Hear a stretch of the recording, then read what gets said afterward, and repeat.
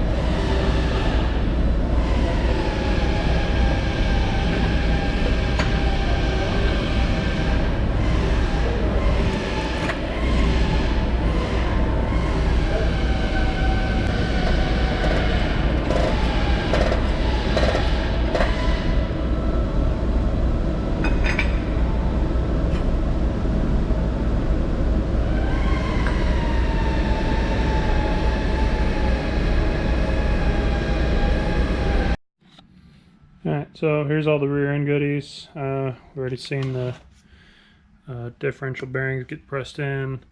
Press the pinion bearing on, or one of the pinion bearings on. New ring and pinion. Well, ring, pinion. Some other parts, seals. It's my front pinion. Crush sleeves, outer seals. So that's what we're going to work on right now, is the outer seals. We're going to take our seal driver box for the slide hammer. Get the middle size.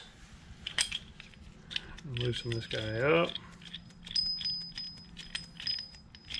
This guy goes into the bearing, and then you straighten it up and you can pull out on it. So I'm going to slide that guy in. Alright, so the tool's installed. We're going to go ahead and thread this guy into our puller.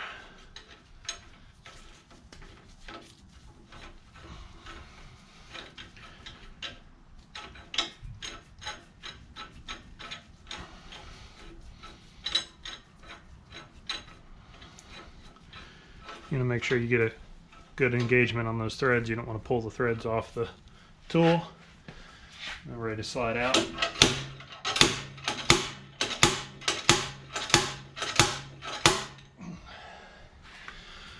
And just like that. So here you can see where how that tool folds over. And then to reverse it or remove it, you're just going to pull the nut back loose.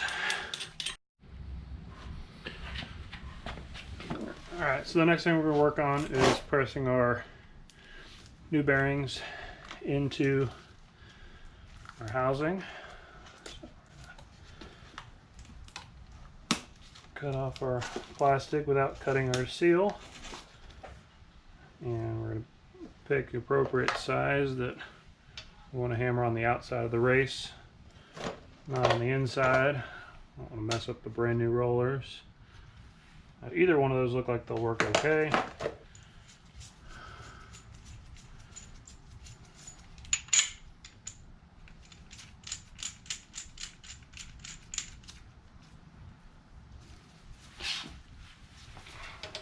I want to just tap this guy in.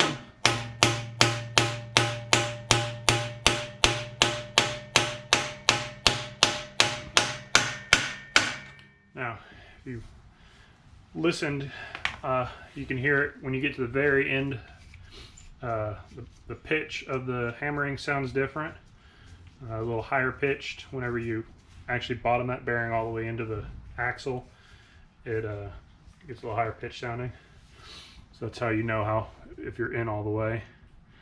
And then our seal, we go in the same way. Ensure that it's going in straight and flat, and doesn't take very much force to tap this guy in.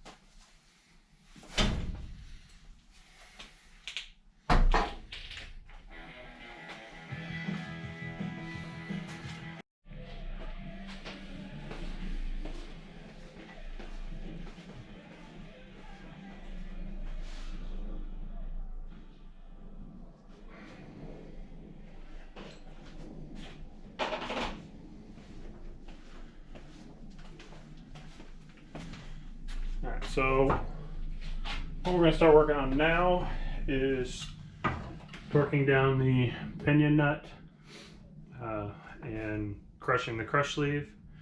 So I've got it snug down, and then the next step is going to be turning some more and get that crush sleeve to actually crush down. So in doing this, I'm going to have my holder tool on and off a couple times, and I've got my torque wrench to check the rotational torque on my pinion, and we'll see how it goes.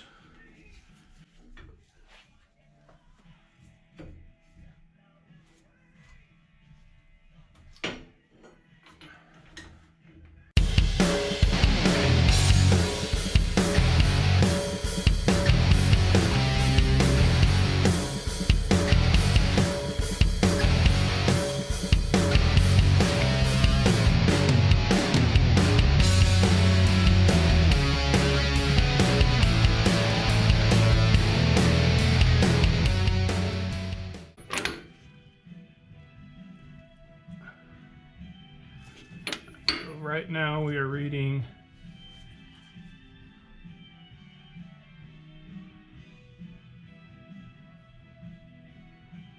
about 2122 on the preload.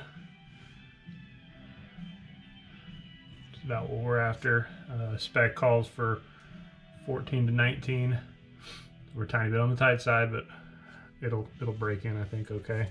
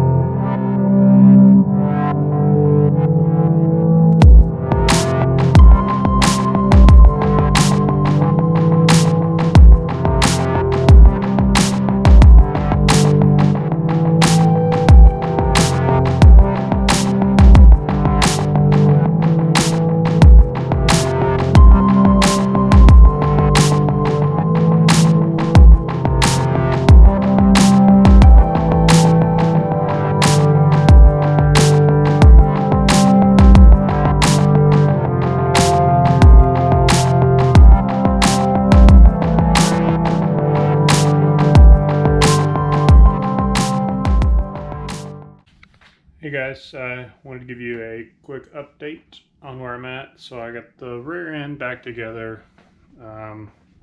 Really not happy with my wear pattern on the gears.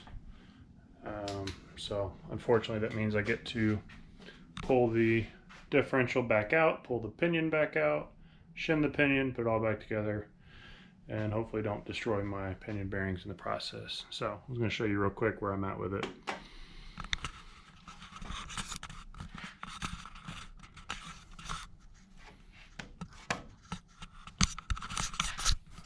So this is what they call the coast side, and my wear patterns on the inside there. Spin it back around.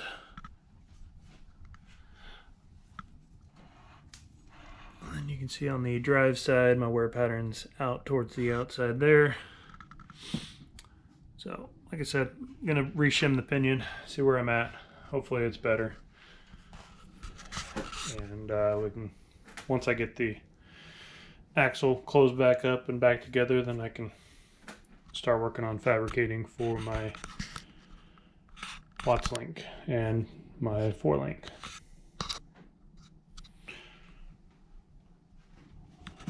So real quickly, here's my box for my 4-link. I haven't torn into that yet. Really doesn't do me a whole lot of good until I get the axle sealed back up. And then I got several different varieties of metal to start working on my different fabrication stuff I'm going to do back here on the back. So that being said, I am working on it. I know I haven't done an update in a while, and I'm sorry, but it's slow going and a little frustrating. So hadn't been out here quite as often as I should be to keep moving with this. But anyways, like I said, wanted to give you an update. So